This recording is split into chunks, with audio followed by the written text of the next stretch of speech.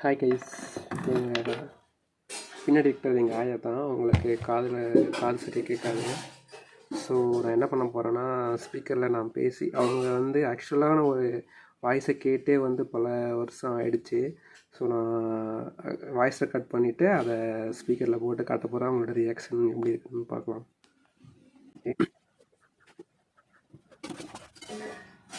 ஐயா சரஸ்வதி, நல்லா இருக்கியா?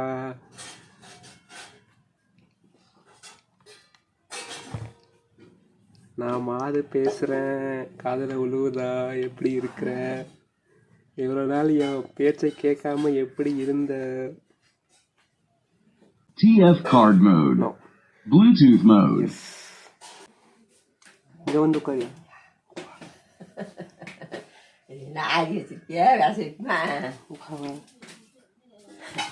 அதான் இது ஓடுறாப்புல இருக்கு. இதை பாட்டு பாடத்தை காது வாங்கிறதுக்கா? ஐயா சரஸ்வதி, நல்லா இருக்கியா? நான் மாது பேசுறேன், காதுல விழுவுதா? எப்படி இருக்கிற? இவ்வளவு நாள் என் பேச்சை கேட்காம எப்படி இருந்த?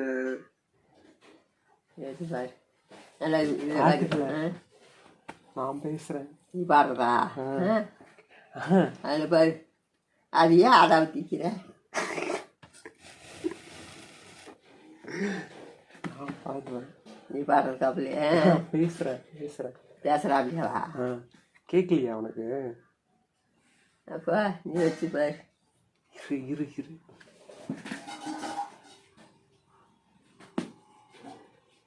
ஐயா சரஸ்வதி, நல்லா இருக்கியா? நான் மாது பேசுறேன், காதுல விழுவுதா? எப்படி இருக்கிற? இவ்வளவு நாள் என் பேச்சை கேட்காம எப்படி இருந்த? கிழமை கொடுக்க வரமாட்டானுக்க வருவாரு. இன்னைக்கு வேலை இருக்கா இல்லையா? இருக்கியா? வேலை இருந்தா நீ பாடி செய்யணும்.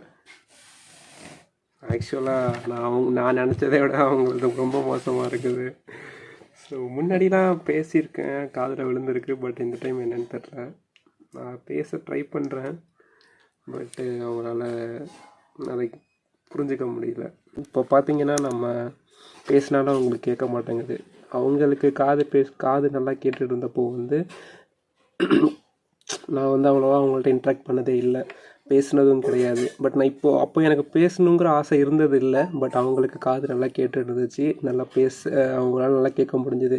இப்போது எனக்கு அவங்கள்ட்ட நல்லா பேசணும், இன்ட்ராக்ட் பண்ணணும்னு தோணுது. பட்டு அவங்களால அதை புரிஞ்சிக்க முடியல, ஒழுங்காக அவங்க காதலையும் விழலை. ஸோ நான் ஒன்றும் சொல்ல தேவையில்லை, என்ன சொல்ல வரேன்னு உங்களுக்கே புரிஞ்சிடும். டைம் வேஸ்ட் பண்ணாதீங்க, அவ்வளோதான்.